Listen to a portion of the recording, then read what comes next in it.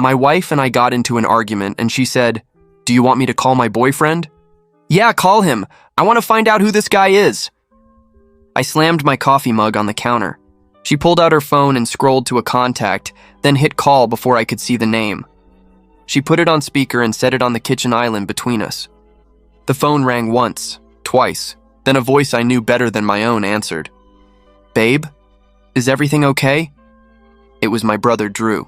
"Drew, you've been screwing my wife while I was in Afghanistan? Matthew, you're alive?" Drew's voice cracked like he'd seen a ghost. "What do you mean I'm alive? Of course I'm alive." I stared at the phone like it might explain this insanity. "But I went to your funeral. We all did." His voice trailed off into nothing. Laura lunged for the phone and hung up. "What do you mean there was a funeral?" My mind couldn't process what I'd just heard. Laura slid down to the floor sobbing. I'd never seen her like this. Not when her mom died. Not when I'd deployed. Complete breakdown crying.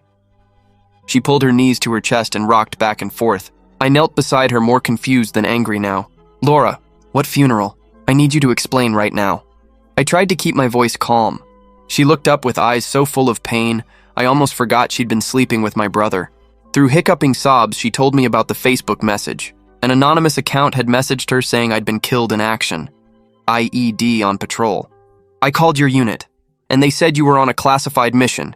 They couldn't confirm or deny anything." She wiped her nose on her sleeve. "Then your dad got the same message. Your mom did too. Then Drew. Everyone." My hands started shaking. Someone had told my entire family I was dead, while I was alive on base doing intel work.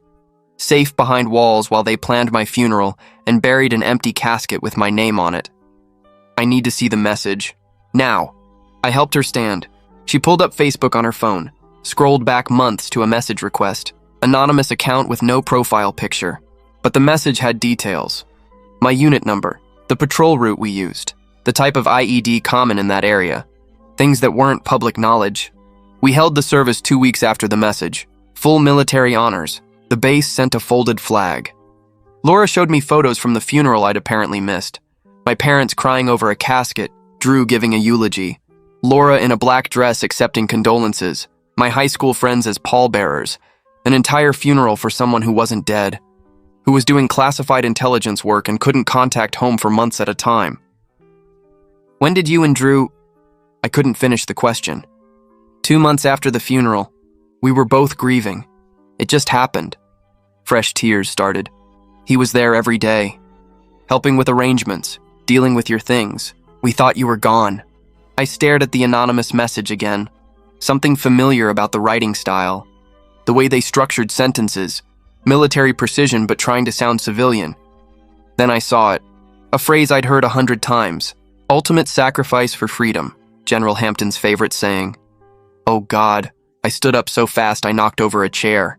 General Hampton, Laura's father. My commanding officer who'd requested I extend my deployment. Who'd insisted I was too valuable for intel to come home on schedule. Who'd made veiled threats about court-martial when I'd pushed back. "What? What is it?"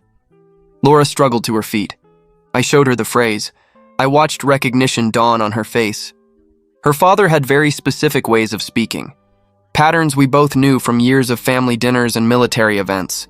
The anonymous message was full of them once you knew to look. "My dad told everyone you were dead?" She grabbed the counter for support. But I was already thinking bigger. General Hampton hadn't just wanted me to stay deployed. He'd manufactured my death to make it happen, traumatized my family, destroyed my marriage, pushed Laura into my brother's arms, all to keep me in Afghanistan running intelligence operations. He knew I'd never abandon you if I thought you were waiting, so he made sure you wouldn't be. The pieces clicked together. My phone started ringing. Drew calling back, then my parents, then numbers I didn't recognize. Word was spreading that I wasn't actually dead, that someone had orchestrated an elaborate lie that destroyed multiple lives. Laura looked at me and asked, "What do we do now?" I picked up my keys and headed for the door. General Hampton had some explaining to do, about fake deaths and real funerals, about playing God with people's lives for military convenience. But first I had one more call to make, to the Inspector General's office. Because faking a soldier's death had to be about a dozen different crimes, and I was about to make sure General Hampton answered for every single one. My phone buzzed. It was a text from an unknown number. I opened it as Laura watched over my shoulder. "Welcome home, son. We need to talk before you do anything rash. Your country needed you." I stared at Hampton's text for about 10 seconds before taking a screenshot with my phone. My hands moved on their own, forwarding the image to my personal email while Laura watched me work. She asked what we should do now, and I told her we were documenting everything starting right now, no exceptions. I grabbed her phone from the counter and started taking photos of the anonymous Facebook message with my phone, making sure to capture every word of the thread and the timestamp showing when it was sent. I told Laura not to delete anything from her phone and to change all her passwords immediately since her father might have access to her accounts. She nodded and started typing on her laptop while I kept photographing evidence. The Inspector General hotline number was saved in my contacts from mandatory briefings, and I hit call while Laura listened from across the kitchen. The intake officer answered after 2 rings, and I reported potential fraud, abuse of authority, and falsification of military records by a general officer. She took down the basics and gave me a case number starting with IG 2024 that I wrote on a napkin, then scheduled an appointment for tomorrow morning at 0900 hours. I hung up and immediately called the JAG office on base to get legal advice before I said anything that might violate classification rules. They scheduled me for that afternoon at 1400 hours with someone named Raymond Holloway who handled whistleblower cases. Laura was still changing passwords on every account she could think of while I started creating a secure cloud folder on my laptop. I uploaded the screenshot of Hampton's text first, then the photos of the Facebook message. Then Laura helped by finding email exchanges with her father from around the time of my supposed death. She had dozens of messages where he kept pushing her to accept my death and move forward with her life. The funeral photos went into the folder next, showing my parents crying over an empty casket while Hampton stood in his dress uniform looking solemn.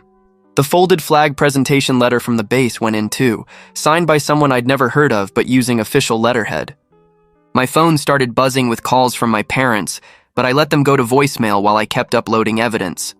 After the 5th call, I finally answered and told them yes, I was alive, but couldn't explain everything yet because of an ongoing investigation. My mother was crying and asking how this was possible, and I said we'd meet tomorrow after my appointment with the Inspector General. Drew's texts started flooding my phone around the same time, 20 messages in 10 minutes asking if this was real and saying he was sorry and confused. I sent him one message back saying any communication needed to wait until after the investigation started because I needed to preserve evidence integrity. He kept texting, but I muted the conversation and went back to documenting everything. Hampton's text thread got saved to the cloud folder without me responding to him. Then I checked my phone settings to make sure location services were turned on in case he tried anything suspicious. That line about my country needing me made my skin crawl every time I looked at it. The JAG meeting that afternoon went exactly as expected, with Holloway explaining my whistleblower protections under federal law and agreeing to represent me through the investigation process. He reviewed my evidence folder and said I'd done everything right so far by not confronting Hampton directly. Back home that evening, Laura and I worked together adding more documents to the cloud folder, including her bank statements from after the funeral showing deposits from her father.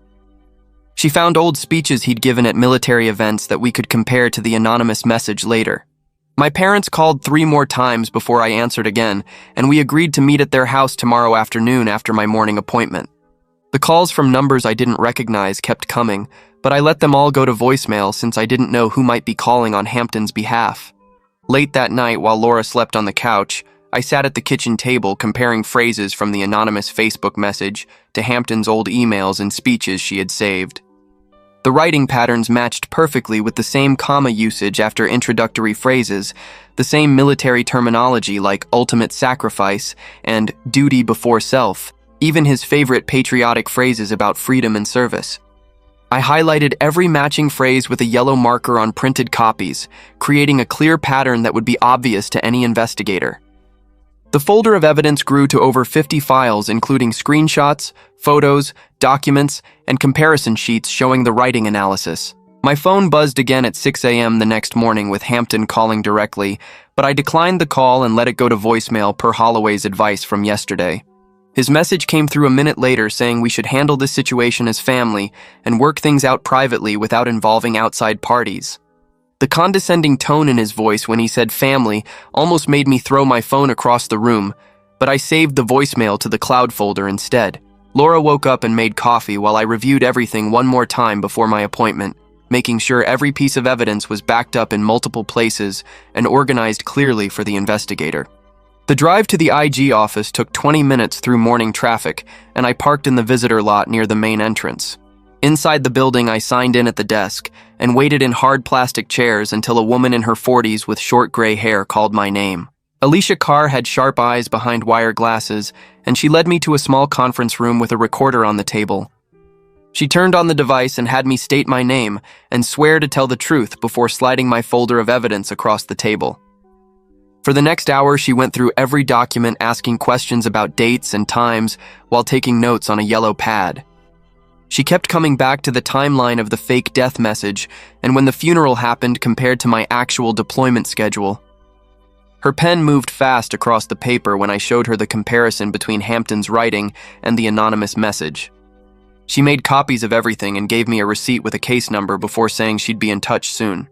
The drive to my parents' house felt longer than usual, and I found them waiting on the front porch with coffee already made. My dad's hands shook when he poured the cups, and my mom kept touching my arm like she needed to make sure I was real. I explained about Hampton faking my death to keep me deployed, and watched their faces go from confused to shocked to angry. My dad slammed his fist on the kitchen table so hard the coffee cups jumped, and my mom started crying angry tears. She went to the hall closet and pulled out a white memory box with my name written on the side in black marker. Her hands trembled as she opened it and pulled out the funeral program with my picture on the front and the date of my supposed death. The condolence cards were rubber banded together, and she spread them on the table, showing me messages from family friends and distant relatives. Several cards quoted phrases I recognized as Hampton's favorite sayings about sacrifice and duty to country that he used in every speech. My mom had saved everything, including the guest book from the service and photos people had sent of the ceremony. The next morning, I drove to Riverside Funeral Home with a notarized letter from my lawyer requesting all records related to my service. The director's face went white when he saw me standing at his desk alive and breathing after handling my funeral 6 months ago. He immediately pulled up the computer files and printed everything, including invoices showing payment from something called the Military Family Support Fund. The payment was for the full service package, including the casket rental and the reception hall, and came through 3 days after the fake death message. I spent the rest of that day at the base library researching the support fund on government websites and found it was a real organization. The payment record showed an authorization signature from Hampton's deputy, but the timestamp was 2:47 a.m. on a Saturday, which made no sense. Normal fund disbursements happen during business hours with multiple approvals, but mine went through the emergency authorization process reserved for combat zones. That evening, I texted Drew asking for his eulogy notes and any messages about the funeral without explaining why I needed them. His response came back in less than a minute with photo attachments of his handwritten speech and screenshots of text messages from those weeks. He asked if I was okay, and I just typed back thanks without answering his real question about what was happening. 2 days later, Alicia called while I was eating breakfast to say her team had pulled my official personnel file from records. The deployment extension paperwork had problems, including missing signatures from required approval authorities and dates that didn't match standard procedures. She said the forms looked rushed, and several mandatory review steps had been skipped, which violated regulations for extending deployments. That afternoon, Raymond called to say he'd gotten a copy of the casualty report that should have been filed for my death. The document existed in the system, but had major problems, including the wrong unit number and listing my deployment location incorrectly. The form said I died in Helmand Province, but my unit was stationed in Kandahar, which was hundreds of miles away. He said no competent officer would make those mistakes unless they were creating fake paperwork without access to real deployment data. 3 days after that, Hampton finally responded through official military channels with a statement his lawyer had clearly written. The response claimed everything was within his command authority due to operational security requirements and classification levels. He avoided any specific explanations and kept referencing the need to protect ongoing operations and intelligence sources without saying what those were. The statement was full of legal language about his responsibilities as a commander and the difficult decisions required in combat theaters. The next morning, I got a call from the base commander's office requesting I report immediately for a meeting about my duty status. The commander sat behind his desk looking uncomfortable and explained I would be on limited duty to avoid any appearance of retaliation. Raymond negotiated that I would work in the base legal office where he could monitor any attempts to interfere with the investigation. The commander agreed and signed the paperwork, reassigning me effective immediately with full pay and benefits maintained during the investigation period. Raymond pulled me into his office that afternoon with a thick folder of state laws about recording conversations. He spread out the papers showing our state was single-party consent, which meant I could record any conversation I was part of without telling the other person. We spent 2 hours going over the exact procedures for legal recordings, including keeping original files untouched and making backup copies immediately. He gave me a small digital recorder that time-stamped everything automatically and showed me how to transfer files to a secure cloud storage he'd set up. The next morning, the pastor from my funeral called saying he had something I needed to hear. I drove to his church where he played an audio recording he'd made of my entire service on his phone. My stomach turned hearing him talk about my sacrifice in Afghanistan and mentioning specific operations that were still classified. He described a mission in detail that only 3 people knew about, including Hampton, who'd been briefed on it personally. The pastor said Hampton had given him those details for the eulogy, saying the family deserved to know what a hero I'd been. I asked for a copy of the recording and he emailed it to me right there while I watched him send it. That same afternoon, Alicia called Laura asking if she'd consent to an interview about the whole situation. Laura agreed immediately and met with her at the base legal office where I wasn't allowed to be present. Alicia recorded the whole thing, and Laura handed over her phone with text messages from her dad during the funeral time. The messages showed Hampton telling her she needed to move forward with her life and find someone to lean on for support. One text from just 3 weeks after my funeral said she shouldn't feel guilty about finding comfort wherever she could. Another message encouraged her to let Drew help her through the grief, since family supporting family was natural. Laura also gave Alicia screenshots of emails where Hampton kept pushing her to accept that I was gone and start healing. Daniel Ortega called me the next day, saying he'd tracked the anonymous Facebook account through digital forensics. The IP address traced back to a computer on base in the command building where Hampton's office was located. Every single login to that account happened after normal duty hours between 7 and 10 at night. The metadata showed the account was created just 2 days before the death message was sent to my family. Daniel said the precision of the timing and location made it almost impossible for anyone except Hampton to have sent those messages. I met with Judith Holloway at the Casualty Assistance Office, where she swore she'd never processed any death notification for me. She pulled up the system on her computer, showing me exactly what forms should have been filed for a real casualty. The notification forms required multiple signatures and verification steps that simply didn't exist for my case. She showed me her logbook where every death notification was recorded by hand as a backup to the computer system. My name appeared nowhere in any of her records from that entire year. She said someone had completely bypassed the normal channels, which should have been impossible without her office's involvement. The base supply sergeant confirmed the next piece when I visited his warehouse with Raymond present. He pulled up records showing a folded flag was issued using Hampton's personal command authorization code. The normal process required forms from casualty assistance, but this one went through an emergency override only commanders could use.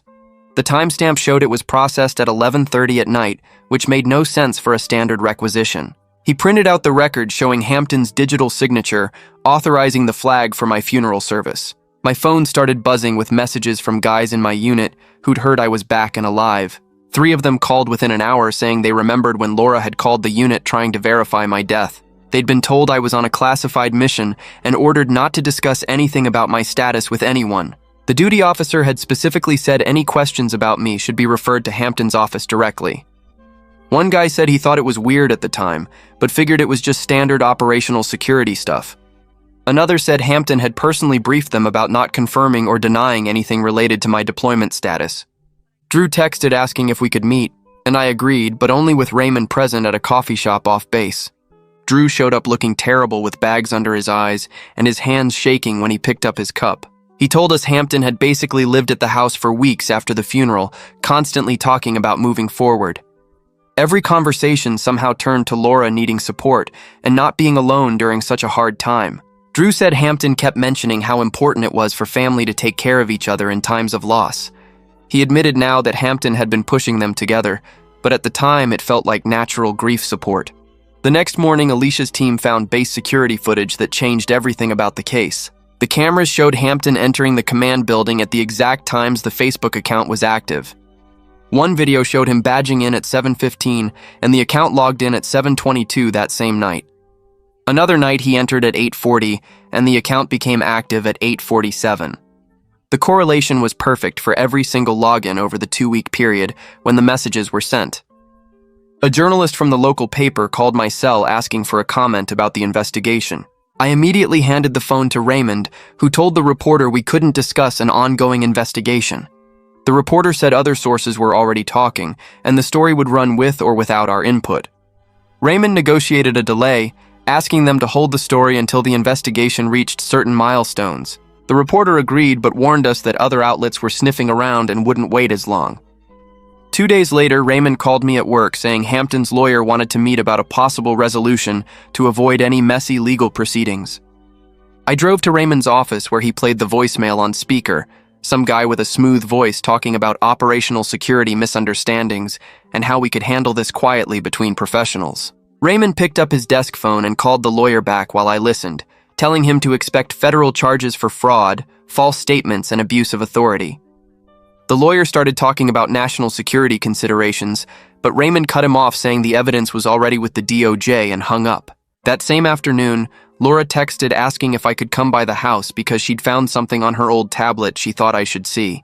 I met her in the kitchen where she had the tablet open to text messages between her and her father from right after the funeral. The messages showed Hampton telling her things like she needed to accept reality and move forward with life, that holding on to false hope wasn't healthy, that she was young and deserved happiness. One text from 3 weeks after my funeral said she shouldn't feel guilty about finding comfort with family during such a hard time. Another said Drew was a good man who could provide the stability she needed. I took photos of every message with my phone while Laura sat there crying again. The next few nights I couldn't sleep at all, just laying there staring at the ceiling thinking about everything Hampton had done. My hands would start shaking randomly during the day, and I'd have to leave meetings to calm down in the bathroom. After the third night without sleep, I called the VA crisis line at 4 in the morning and talked to someone for an hour about what was happening. They got me an appointment with a counselor for the next day, which I took even though it meant missing a meeting with Alicia. The counselor was this older guy who'd been in Vietnam and understood military stuff without me having to explain everything. He taught me this thing where I separate the investigation work from processing the betrayal, basically putting the emotional stuff in a box to deal with later, while I focused on the legal tasks. We practiced breathing exercises, and he gave me techniques for when my mind started racing at night. 3 days after that session, Alicia called saying she was interviewing Hampton under oath that afternoon and asked if I wanted to watch through the one-way glass. I sat in the observation room while Hampton walked in, wearing his dress uniform with all his ribbons like he was getting a medal instead of being questioned about crimes. He sat down and immediately started talking about mission success rates and operational necessities before Alicia even asked her first question. When she asked about the fake death notification, he called it operational latitude in handling family communications during sensitive deployments. He actually used the phrase acceptable losses when talking about the emotional damage to my family. Alicia asked him directly if he sent the Facebook messages, and he said he took actions necessary to ensure mission continuity. She asked if he knew I was alive when he authorized my funeral, and he said classification levels prevented him from confirming or denying personnel status to unauthorized individuals. His arrogance was incredible, acting like traumatizing my entire family was just another tactical decision. The next morning, Daniel from Digital Forensics called me over to look at something they'd found on Hampton's computer. He showed me a spreadsheet titled Personnel Retention Leverage Points, with dozens of soldier names listed. My name had notes about family ties being a deployment liability and how my connection to Laura created unacceptable mission risk. Other soldiers had similar notes about wives, kids, sick parents, anything that might make them want to come home. The spreadsheet had action items next to some names with things like increase deployment incentives and apply command pressure. Mine said implement contingency protocol 7, which nobody could figure out what that meant yet. Laura came by the legal office that afternoon with a box of bank statements and receipts. She showed me how her father had paid for her therapy sessions after the funeral, covered 3 months of mortgage payments, and even paid for groceries and utilities. She'd thought he was being a caring father, but now realized it was guilt money, or maybe keeping her dependent on him. The receipts showed he used something called a morale and welfare fund, which was supposed to help military families in crisis. She'd kept everything because she wanted to pay him back someday. but now it was evidence. The forensic accountant on Alicia's team traced those payments back through the system and found Hampton had complete control over this fund with almost no oversight. The fund was real and legitimate, but using it to support a fake widow violated about 15 different regulations. He'd withdrawn cash for the funeral home payment to avoid leaving a direct trail, but the timing and amounts matched perfectly. Raymond spent 2 full days going through all our evidence, making sure nothing classified was included before it went into the legal record. He had me sit with him marking out unit names, operation codes, and anything that might compromise real missions. We could prove Hampton faked my death without revealing any actual intelligence operations, which was important for the prosecution. While we worked, Hampton kept texting my phone trying to appeal to my sense of duty and patriotism. I didn't even read them anymore, just screenshotted and forwarded everything straight to Alicia. Each message he sent added to the obstruction charges since he'd been ordered not to contact me directly. 3 days later, Raymond called me at home to warn me about something coming. A reporter from the base newspaper had been asking questions about unusual casualty notifications, and the public affairs office was preparing a response. Sure enough, that afternoon, an article appeared online talking about irregularities in death notification procedures, without naming anyone specific, but the details made it obvious they meant my case. The article mentioned an ongoing investigation into whether proper protocols were followed when notifying families of combat losses. Within hours, the base Facebook page had hundreds of comments demanding answers about who faked a soldier's death. The Public Affairs Office released a statement saying they were cooperating fully with investigators and took all allegations seriously, but couldn't comment on ongoing cases. By evening, other news sites had picked up the story, and my phone wouldn't stop buzzing with texts from people who'd figured out it was about me. The next morning, things got worse when I checked social media and found posts suggesting I'd gone AWOL and made up the whole story to avoid punishment. Someone claiming to be a former unit member said I'd been a problem soldier who couldn't handle deployment stress. Another anonymous account posted that I was lying about the fake death to get attention and sympathy. The comments under these posts were brutal, calling me everything from a coward to a traitor. Raymond screenshot everything and said these were clearly coordinated attacks from Hampton's supporters trying to muddy the waters before any charges were filed. He started documenting all the defamation for potential civil action later. That same day, Alicia called with good news that the Inspector General had officially filed whistleblower protection paperwork on my behalf. This meant the Army couldn't take any adverse action against my career during the investigation, including transfers, deployments, or administrative punishment.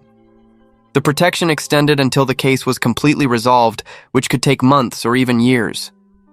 I tried to go back to normal duties at the legal office, but found myself locked out of several computer systems. My access to personnel records was suspended, and I couldn't even log into the training database. When I asked about it, the IT department said my accounts were frozen pending the investigation outcome. Raymond explained this was actually protecting the case integrity by preventing anyone from claiming I'd accessed or altered evidence. The isolation was frustrating, though, sitting at a desk doing basic filing while my whole career hung in the balance. To keep myself busy, I started studying the Army's casualty assistance regulations on my personal laptop. The manual was hundreds of pages long, but I read every single one, taking notes on each violation Hampton had committed. There were specific procedures for death notifications, including who could authorize them, what documentation was required, and how families had to be contacted. Hampton had broken at least 40 different regulations just in the notification process alone. Then there were the fraud violations for using government funds for a fake funeral, the false official statements, and abuse of his command authority. The more I studied, the more I realized how many laws he'd broken to keep me deployed. My phone buzzed with a text from Drew that stopped me cold. He wrote that he was sorry for everything and should have questioned the circumstances more. He admitted Hampton had been at their house constantly after the funeral, always talking about how Laura needed support and family around her. Drew said he realized now that Hampton had been pushing them together the whole time, but grief had clouded his judgment. He ended by saying he knew apologizing wouldn't fix anything, but wanted me to know he'd been manipulated too. I didn't respond, but forwarded the message to Alicia as potential evidence. 2 days later, Alicia called to say Drew had contacted her directly wanting to provide a statement. He met with her team and described how Hampton had given him specific scripts about what to say to Laura, phrases about moving forward and not dwelling on the past. Drew showed them text messages where Hampton coached him on being there for Laura and making sure she wasn't alone. His testimony confirmed the pattern of manipulation Alicia had been building in her case. The investigation took a major turn when Daniel called me excited about something his team had found. They'd gotten a warrant for Hampton's government emails and discovered drafts that matched phrases from the anonymous Facebook message exactly. The metadata showed he'd composed these drafts on his office computer after normal duty hours, probably thinking he was being careful. But the phrases were identical to what appeared in the death notification, including specific military terminology and his favorite patriotic expressions. Even better, the email system had tracked that he'd accessed maps of patrol routes and IED incident reports right before drafting the message. This was the smoking gun proving he'd personally created the fake death notification. Raymond called me into his office the next morning with news that changed everything. The Department of Justice had reviewed the evidence and decided to take the case for federal prosecution. Hampton would face charges for fraud against the United States, making false official statements and criminal abuse of his authority as a general officer. The potential sentences added up to decades in federal prison, plus massive fines.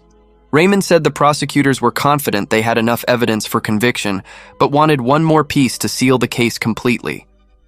That's when Laura agreed to do something I never expected. The prosecutors asked if she'd be willing to meet with her father while wearing a wire to get him talking about why he'd done it. Laura struggled with the decision for days, torn between getting justice and betraying her father, but finally agreed it was the only way to get the truth. The meeting was set for a coffee shop off base where Hampton thought they'd have privacy. I waited in a van outside with the prosecutors, listening to every word through Laura's hidden microphone. Hampton started carefully, talking about duty and sacrifice, but Laura pushed him about destroying our marriage. Finally, after 20 minutes of dancing around it, he said the words that confirmed everything. He told her he knew I'd never leave the mission if I thought she was waiting for me back home, so he had to make sure she moved on with her life. He actually said he did it for my own good, that I was too valuable in Afghanistan to waste my talents coming home to play house. His exact words were that love was a luxury soldiers couldn't afford during wartime, and he'd freed me from that burden by eliminating what was holding me back. The prosecutors in the van looked at each other knowing they had him cold. 3 weeks later, Alicia walked into Raymond's office while I was reviewing documents and dropped a thick folder on his desk. The Inspector General's interim report was done, and Hampton was suspended from command immediately while criminal charges moved forward. The report found systematic failures in casualty notification procedures across the entire base command structure. They ordered a complete audit of every death notification from the past 5 years to check for similar problems. Raymond read through the key findings while I sat there feeling both vindicated and exhausted from everything that had happened. That night, Laura and I sat at our kitchen table with boxes of our things scattered around us. We'd been sleeping in separate rooms for weeks already, but now it was time to make it official. She signed the separation agreement our lawyers had drawn up while tears ran down her face. Neither of us wanted divorce yet, but we both needed space to figure out if our marriage could survive what her father had done to us. The next morning, I met with the family attorney alone to go over the details of protecting our assets during the criminal proceedings. We agreed not to make any public statements that could affect the case against Hampton. The lawyer made copies of everything and filed the paperwork with the county clerk that afternoon. 2 days later, the Department of Justice prosecutor called Raymond to say the grand jury had voted to indict Hampton on federal charges. The evidence was so overwhelming they expected him to take a plea deal rather than risk trial. Hampton was facing fraud against the United States, making false official statements and criminal abuse of his position as a general officer. The potential sentences added up to decades in federal prison. Base Public Affairs issued a carefully worded statement about procedural failures in casualty notification without admitting the full scope of what Hampton had done. The language frustrated me, but Raymond explained this was typical military damage control. They'd never admit more than absolutely necessary to avoid additional liability. Casualty Affairs contacted my parents offering to correct all official records and provide proper documentation that I was alive. My mother told them to keep the folded flag they'd been given at my funeral as a reminder of what military families go through.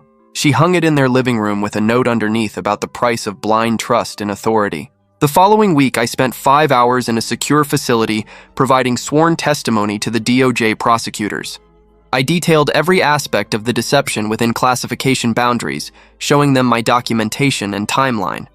The prosecutor said my evidence made their case airtight and thanked me for being so thorough in documenting everything from the beginning. Drew submitted his own written statement to the prosecutors through his lawyer confirming Hampton's manipulation after my supposed death. He described how Hampton was at Laura's house constantly, always steering conversations toward her needing to move on with her life. Drew didn't ask for my forgiveness in the statement, but acknowledged the damage his actions had caused our family. He accepted responsibility for his choices, while making it clear Hampton had orchestrated the entire situation. Laura and I met one last time at the house to divide up the rest of our property without lawyers present. We sorted through wedding photos and deployment letters in silence, both of us recognizing we were victims of her father's manipulation in different ways. She took the china her grandmother had given us, and I kept the tools my dad had passed down to me. We split the furniture based on who had space for what in our new living situations. Neither of us mentioned the future or whether we'd try to reconcile after everything settled. We just focused on the practical tasks of separating two lives that had been twisted apart by lies. The journalist who'd been following the story finally published their investigation with all the documentation we'd provided. Congressional oversight committees immediately demanded hearings about military casualty notification procedures. The story went national overnight with every major news outlet picking it up. My phone rang nonstop with interview requests that I forwarded to Raymond. He fielded the calls and explained we couldn't comment during ongoing criminal proceedings. The base commander called me personally the next day, offering a transfer to any installation I wanted to get away from the controversy. He said they'd expedite the paperwork and cover all moving expenses as an apology for what I'd been through. I accepted a position at a base near my parents, where I could rebuild my life away from the constant reminders of everything that had happened here. The paperwork went through faster than any military transfer I'd ever seen, and within 3 weeks I was packing up my apartment while movers loaded boxes into a truck. Hampton's lawyer called Raymond 2 days before I left to say they were taking the plea deal the prosecutors had offered. No prison time, but Hampton would lose his pension and be banned from any government job for life. Raymond said it was better than most cases got, but I still felt like he was getting off easy for destroying so many lives.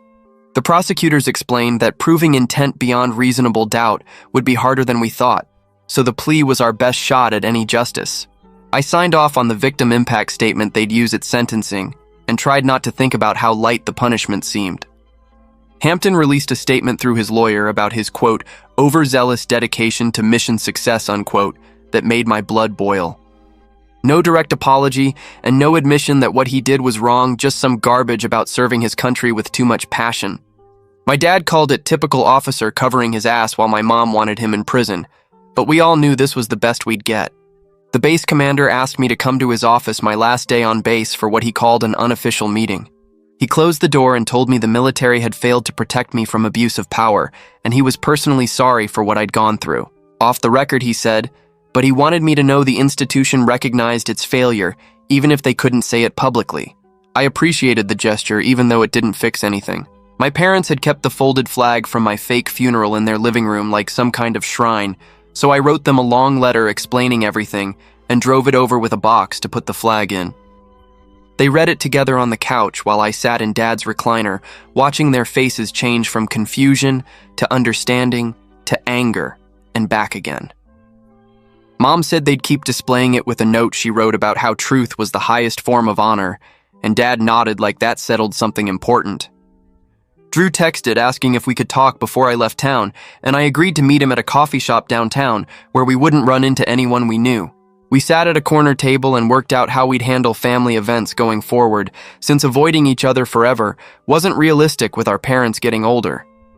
We'd be polite at holidays and birthdays, but the brotherhood we'd had since we were kids were gone, and we both knew it.